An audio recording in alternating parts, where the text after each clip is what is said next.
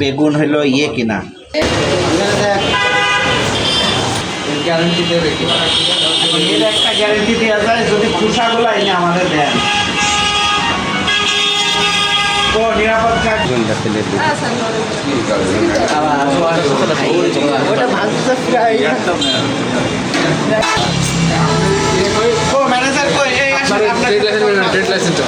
এখন কেটেছে দেখি নিয়ে বলছে আমরা তো মনে করছি আপনাদেরই নিষেধ যে সাইজ ছোট হয়ে গেলে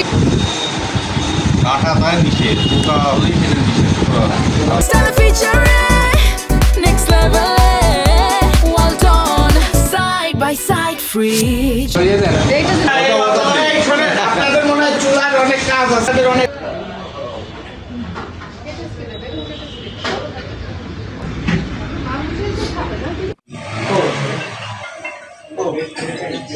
আচ্ছা তার মানে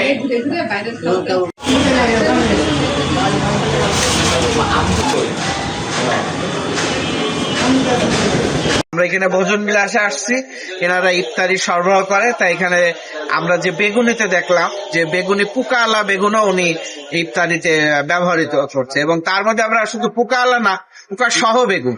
তো এই জন্য এনাদেরকে 10,000 টাকার জরিমানা করা হয়েছে এবং এদেরকে বলা হয়েছে যে এই ধরনের কোনো